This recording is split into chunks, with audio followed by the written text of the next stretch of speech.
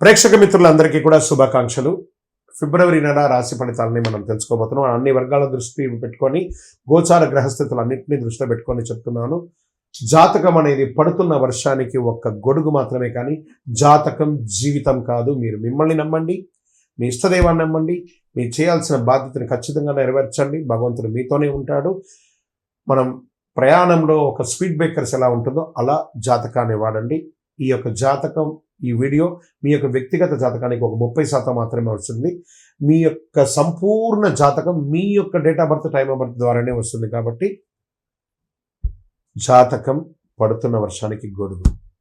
మిథున రాశి మిత్రులారా, ఫిబ్రవరి 2026 మీకు శుభాశుభ ఫలితాలు ఎలా ఉన్నాయి అనుకంటే, మీ మాటే మీ బలం, మీ మాటే మీ బలహీనత, రెండు కూడా కొంచెం అందుకని ఏం చేయాలి, నోరు అదుపులో ఉంచుకోవాలి. మిథున రాశి వారి గారికి నమస్కారం. ఇది సాధారణ రాశి ఫలితం కంటే ఒక మెట్టు ఎక్కువ అని కూడా చెప్పొచ్చు. స్త్రీ పురుషులు ఇరువురికి కూడా మనం చెప్తున్నాం. ఇది ఏ మాట ఆపుకోవాలో, ఏ మాట చెప్పాలో, ఎక్కడ నోరు తెరిస్తే లాభమో, ఎక్కడ మౌనం పాటిస్తే మంచిదో ఈ వీడియో పూర్తిగా చూడండి, మీకు అర్థమవుతుంది. గురు భగవానుడు 1, శని 10, రాహు 9, కేతు 3, బుధుడు మిథున రాశి అధిపతి.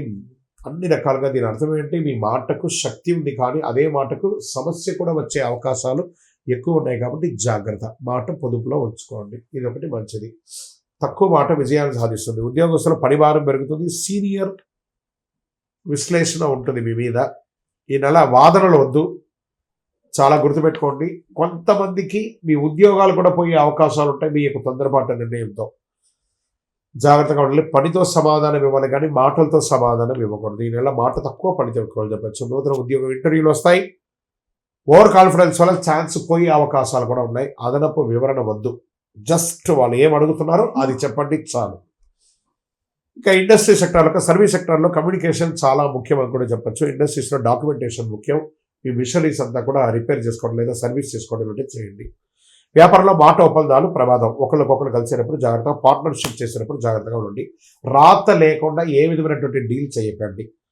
అన్నీ రాసి పెట్టుకోండి. ఈ నెల కాంట్రాక్ట్ నెల కాబట్టి ఆర్థికంగా పెట్టుబడులు, షేర్ మార్కెట్, న్యూస్ ఆధారిత ట్రేడింగ్ ప్రమాదం.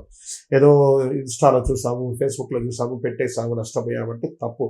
బాగా రీసెర్చ్ చేసి చేయండి, ఎందుకంటే మార్కెట్ చాలా వాల్టెట్గా ఉంది. విదేశాల్లో జరుగుతున్నటువంటి కరెన్సీ దీనివల్ల చాలా వాల్టెట్గా ఉంది మార్కెట్, కాబట్టి చాలా జాగ్రత్తగా ఉండండి. లాంగ్ టర్మ్ ప్లాన్ చేసుకోండి, కానీ షార్ట్ టర్మ్ ఇంట్రాడే ఫ్యూచర్స్ అంతా ఫ్యూచర్స్ జోలికే వెళ్ళకండి, నష్టపోతారు. ఎవరైనా ఫ్యూచర్స్లో గెలిచాలని చెప్పాలంటే అన్నీ అబద్ధం. కాబట్టి లాంగ్ టర్మ్ ఇన్వెస్ట్ చేయండి, మెటల్ మీద ఇన్వెస్ట్ చేయండి. ఏదైనా డబ్బు దూరం అవుతుంది, లేకపోతే వాళ్ళ షార్ట్ టర్మ్ చేయడం, ఇవన్నీ జాగ్రత్తగా చూసుకోవాలి. మరి రెగ్యులర్ వ్యాపారం చేస్తున్న వాళ్ళకి కస్టమర్స్ ఫ్లో మిశ్రమంగా ఉంటుంది. కొంచెం కస్టమర్స్కి కొత్తదనం ఏమైనా చెప్పండి, అన్నీ కలిసి వస్తుంది. విదేశీయ చదువు, విదేశీయ ఉద్యోగం చేసేవారికి, అక్కడ ఉద్యోగంలో చాలా ప్రెషర్ అందుతున్నటువంటి వారికి జూలై తర్వాత మీకు ఉపశమనం ఉంటుందని చెప్పచ్చు.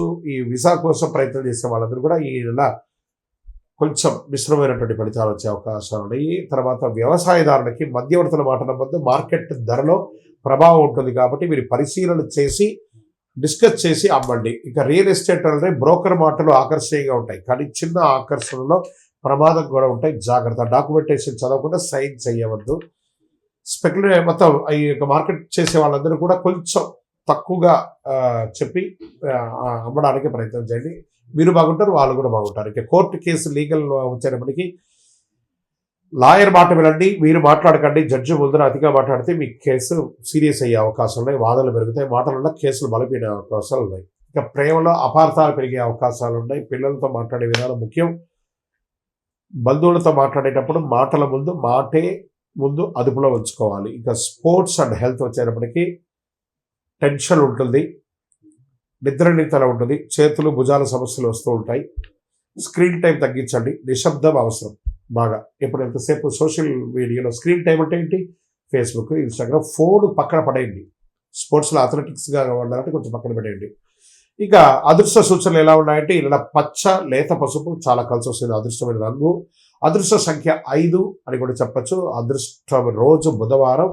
అదృష్ట సమయం ఉదయం 10 గంటల నుంచి 12 గంటల నిమిషంలో. ఈ యొక్క ముఖ్యమైన నిర్ణయాలు, ఫైనాన్షియల్ డిస్కషన్స్ ఇవన్నీ కూడా చేసుకోవచ్చు. బుధవారం ఓం బుధాయ నమః అని 21 సార్లు చెప్పండి. శక్తివంతమైనటువంటి పరిహారంగా ఉంటుంది అది. అనవసరపు మాటలు తగ్గించండి. అబద్ధాలు చెప్పవద్దు. ఇదే ప్రధానమైనటువంటి పరిహారం. మీ వయస్సు ఎంత ఉందో అన్ని సంఖ్యతో కూడినటువంటి నువ్వుల నూనె దీపాన్ని మీ ఇంటి ఇలవేలుపు దగ్గర కానీ లేదా మీ ఇష్టదేవుల దగ్గర కానీ వెలిగించండి. ఇక్కడ మీ యొక్క వ్యక్తిగత జాతకం కోసం మీ పేరు, date of birth, time of birth, place of birth మా నెంబర్కి వాట్సప్ చేయండి. మా అడ్మిన్స్ మీకు రిప్లై ఇస్తారు. విజయవస్తు. ఎవరు చెప్పినా చివరి నిజం ఒకటి చెప్తున్నాను, ఇది గుర్తుంచుకోండి. ఫిబ్రవరి మిథున రాశికి అదృష్టం మాటల్లో లేదు, మౌనంలో ఉంది.